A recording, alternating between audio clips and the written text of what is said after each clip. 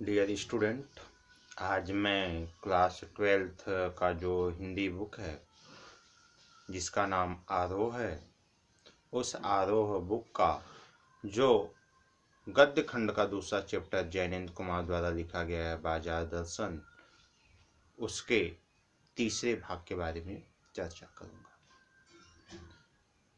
प्यारे बच्चों, मैंने आपको जैसा कि बताया था कि जैनेन्द्र कुमार ने बाजार दर्शन को किस प्रकार व्यक्त किया है। मैंने 3 कहानियाँ दी थी और तीनों स्टोरियों को बताते हुए आपको बताया था कि एक पहला मित्र जो उनका था, अपनी पत्नी के साथ जब बाजार गए तो क्या स्थिति हुआ, उनके जब दूसरे मित्र बाजार गए तो उनकी क्या स्थिति हुई, और तीसरा चूरन बेचने वाले व्यक्ति का चर्चा हमने किया था। सच्चाई यह है इस पाठ का कि जब व्यक्ति अपने जीवन में पैसे का उपयोग जब करता है तो उसे निश्चित रूप से सोचना चाहिए कि उसे कौन सी वस्तु कितनी ज़्यादा आवश्यकता है, किस वस्तु की कितनी आवश्यकता है। अगर उसकी आवश्यकता है तो वह बाजार की सार्थकता है, बाजार की उपयोगिता है। अगर हम उसे इसलिए खरीद रहे हैं कि लोगों यह न सोचें कि इसके पास पैसा नहीं है, तो यह गलत है। लेखक यही सारी बातें बताने की कोशिश कर रहा है। लेखक कहता है कि जहाँ तृष्णा है वहीं पे बटोर रखने की इच्छा प्रकट होती है। क्यों? जब आप घरों में देखते हैं कि जब हमारे अंदर तृष्णा उत्पन्न हो जाता है तो यह हमारे अंदर भावनाएं आने लगती हैं कि यह मेरा है, यह उसका है, उसके पास ज़्यादा है, मेरे पास कम है, या मेरे पास ज़्यादा है, अभी और मुझे चाहिए। ऐसी बीज हमारे अंदर जन्म ले लेते हैं। अगर हम इसकी बात करें तो हम पाएंगे कि वहाँ उस बल का बीज नहीं है। कहाँ पे? जहाँ पे हमारे पास अपने आप को बाजार में उपयोगिता साथ सिद्ध करना हो।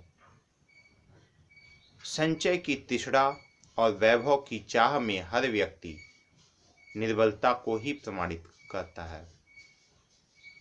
जब व्यक्ति संचय और तृष्णा से परिपूर्ण होता है, संचय और तृष्णा में डूबा होता है, तो व्यक्ति अपनी निर्बलता को प्रमाणित करता है।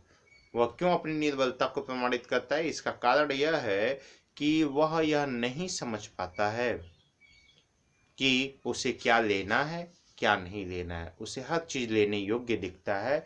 यही कारण है कि आज के परिवेश में, आज के समाज में हमें आवश्यक वस्तुओं को छोड़कर अनावश्यक वस्तुओं की भी खरीदारी हम करते रहे हैं। प्यारे बच्चों, मैंने आपको बताया कि जो यह मनुष्य है ना, और इसका जो यह धन है, अर्थात वह मनुष्य पर धन की और चेतना की जड़ का ही विजय है। मनुष्य पर धन और उसकी चेतना का ही जड़ जो है वही विजय है। इसका मतलब यह हुआ कि अगर हम जो मनुष्य हैं, अगर धन है और चेतना है तो निश्चित रूप से इस जड़ चीज पे विजय प्राप्त कर सकते हैं। अगर ऐसा नहीं है, हमारे अंदर चेतना नहीं है, धन है तो भी बर्बादी है, और अगर चेतना है, पैसा नहीं है, तो भी हम बाजार का लुत्फ नहीं उठा सकते, बाजार का आनंद नहीं ले सकते। एक दिन बाजार के चौक में भगत जी व लेखक की राम रहारी हुई। भगत के बारे में मैंने आपको बता दिया। उनकी आंखें खुली हुई थी। वे सबसे मिलकर बात करते हुए जा रहे थे, लेकिन वे भौचक्के नहीं थे और न ही वे किसी भी प्रकार से लाचार थे। भांति भांति की बढ़िया बढ़िया माल से चौक भरा हुआ था, किंतु उनको मात्र अपनी जरूरत की ही चीजों से मतलब था।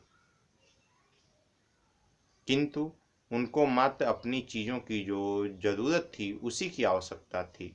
वे रास्ते के फैंसी स्टोरों को छोड़कर पसारी की जो दुकान से अपने काम की चीज़ें लेकर चल पड़े हैं। अब उन्हें बाजार शून्य लगता है। फिर चांदनी बिछी रहती हो या बाजार में आकर्षण बुलाते रहे, वे उनका कल्याण नहीं चाहते। लेखक भगत जी के बारे में बता रहे हैं कि वे कहते हैं कि जब व्यक्ति की निश्चित चीज़ें हों, उनकी आवश्यकता की जो चीज़ें हैं वह सामने हो, तो निश्चित रूप से उसे बाजार का लुत्फ उठाने में बड़ा ही आनंद प्राप्त होता है। जैसा कि मैंने आपको बताया कि जब जेब भारी होगा और मन खाली नहीं होगा तो भी आप बाजार का लुत्फ नहीं उठा पाएंगे। अगर आपका मन भरा है और जेब खाली है तो भी आप बाजार का लुत्फ नहीं उठा पाएंगे। और अगर आपका जेब भी भरा है और मन भी भरा है तो भी आप बाजार का लुत्फ नहीं उठा सकते। अर्थात निश्चित लक्ष्य पहले निर्धारित होना चाहिए और जेब में पैसा भी होना चाहिए, तब आप बाजार का सही अर्थ और सही आनंद उसका ले सकते हैं। लेखक यहाँ पे भगत जी का जो उदाहरण देते हुए बता रहे हैं, वो कह रहे हैं कि भगत जी सबसे हंसते मिलते जाते हैं बाजार, और बाजार में जाते हैं तो वे देखते हैं कि तरह तरह के आमंत्रण मिल रहे हैं, लोग उन्हें बुला रहे हैं कि ये भी ले लीजिए, इतना ही में हम दे देंगे, बहुत सारे ऑफर देते हैं कि, लेकिन उनका मन उन सभी चीज़ों से हटा रहता है। वे उधर आकर्षित नहीं होते हैं, बाजार के आकर्षण में नहीं जाते हैं। और दूसरी तरफ इसके साथ साथ जो अन्य लोग हैं, जो फैंसी स्टोर की दुकान है, वहाँ भी उनका ध्यान नहीं जाता है। वे एक साधारण से पसारी की दुकान पे जाते हैं और जो उन्हें आवश्यक वस्तु होता है वह उसे खरीदते हैं और उसके दाम देकर, कि उचित मूल्य देकर, और वहाँ से सीधे बाजार से लौट आते हैं। क्यों ऐसा वो क्यों कर लिए और उतने कम पैसे में बाजार का लुत्फ कैसे उठा लिए?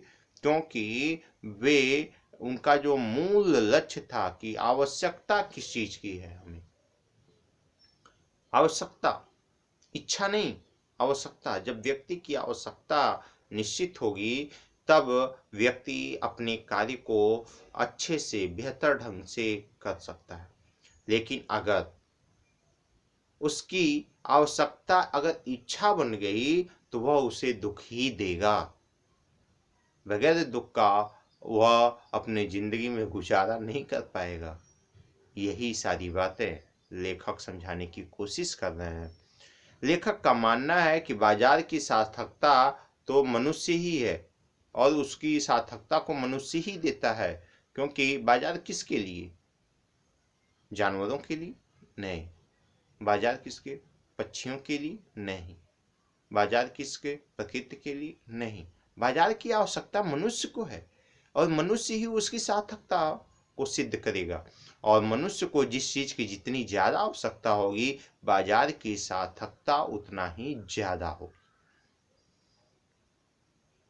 जो अपनी जरूरत की चीजों को पहचानता है, जो केवल परचेजिंग के बल पर बाजार को व्यंग दे जाते हैं या बाजार को तंग करते हैं, वे न तो बाजार से लाभ उठा सकते हैं और न ही बाजार को सच्चा लाभ दे सकते हैं।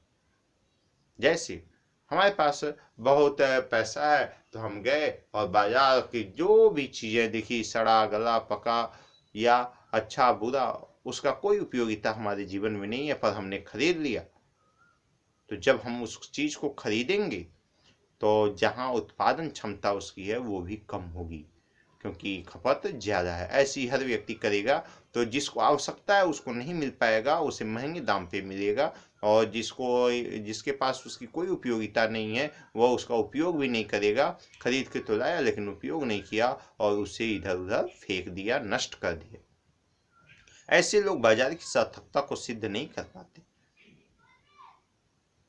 बाजार की सार्थकता इसमें निहित है कि जितनी आपको आवश्यकता है, जिस चीज की आवश्यकता है, आप उसी की परचेजिंग करें, उसी को खरीदने की कोशिश करें। अन्य चीज़ों को आप अनर्गल ही, जिसकी कोई उपयोगिता आपके जीवन में नहीं है, उसे ना खरीदें। लेखक कहता है कि वे लोग बाजार का बाजारूपन बढ़ाते हैं, ये कपट को बढ़ाते हैं, और ये इसमें जो इसका बाजार का मूल रहस्य है, जो बाजार का जो फिलॉसफी है, उसकी सार्थकता को घटा देते हैं।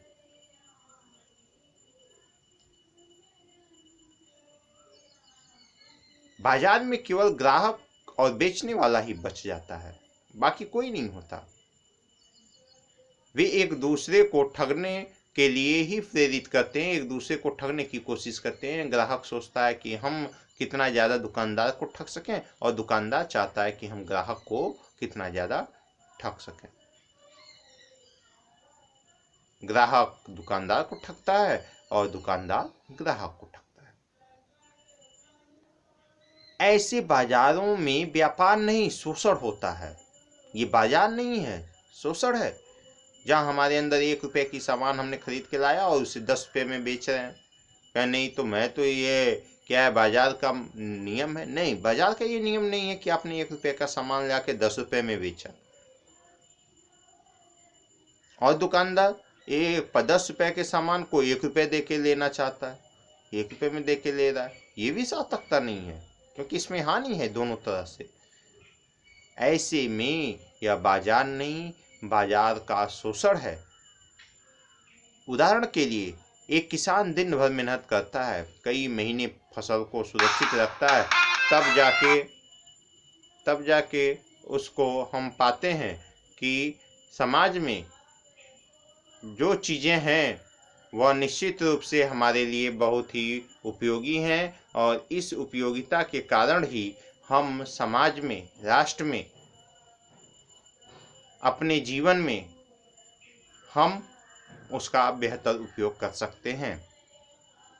ऐसे बाजार का पोषण करना शास्त्र सम्मत होता है, क्योंकि बाजार का जो पोषण करता है वह उसका शास्त्र बना हुआ है, वह बाजार का एक नियम बना हुआ है, एक सिद्धांत बना हुआ है। वह अर्थशास्त्र सरासर अवधा है, वह मायावी शास्त्र है, वह अर्थशास्त्र अनीति शास्त्र के रूप में जाना जा सकता है, कि जहाँ पे वस्तु को बनाया जाए और 1 रुपये की लागत के बाद उसे 100 रुपये कमाने की कोशिश की जाए, और खरीदने वाले लोग उसकी अनायास ही बिक्री शुरू कर दें, जिसकी कोई उपयोगिता नहीं है, जिसका कोई महत्व नहीं है, जिसका अपने जीवन में कोई अर्थ नहीं है। प्यारे बच्चों, आज हमने जो बाजार दर्शन का अंतिम पार्ट भाग 3 बनाया था, वो आज पूर्ण हुआ। मैं आपको बताते चलूं कि इस पाठ के माध्यम से बाजार के जो महत्व हैं, बाजार की जो परंपराएं हैं, बाजार का जो रिस्पांस है, इसमें सबसे मूल बातें निकल के यही आती हैं अंतिम में, कि हमारे पास मन खाली हो और पैसा न हो तो भी हम बाजार का लुत्फ नहीं उठा सकते।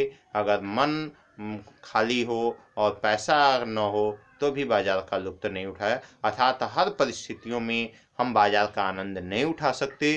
केवल बाजार का आनंद उठाने के लिए एक ही परिस्थिति बेहतर है, जिसमें हमारा जो शरीर है, हमारी जो आवश्यकता है, जो हमको जिस चीज़ की बहुत ज़्यादा ज़रूरत है, जब हम उस चीज़ को सोचकर बाज़ार में जाएंगे तो हमारा मन भी भरा होगा, और जब जेब भी भरा होगा तो हम उस वस्तु की खरीदारी कर पाएंगे और उसका उपयोग कर पाएंगे। अगर इनमें से कोई भी, दोनों चीज़ों में से कोई भी बैलेंस अगर बिगड़ता है तो निश्चित रूप से आप परेशान रहेंगे, तबाह रहेंगे, और आप बाजार की सार्थकता नहीं बल्कि बाजार का शोषण, बाजार का वो व्यापारिक दृष्टि से, अर्थशास्त्र की दृष्टि से नहीं, अनीति शास्त्र की दृष्टि से आप उसे देखते हैं, और यह समाज के लिए घातक है। यही जैनेंद्र कुमार ने अपने इस लेख के माध्यम से बताने की कोशिश की है। आज के लिए इतना ही। बहुत बहुत धन्यवाद।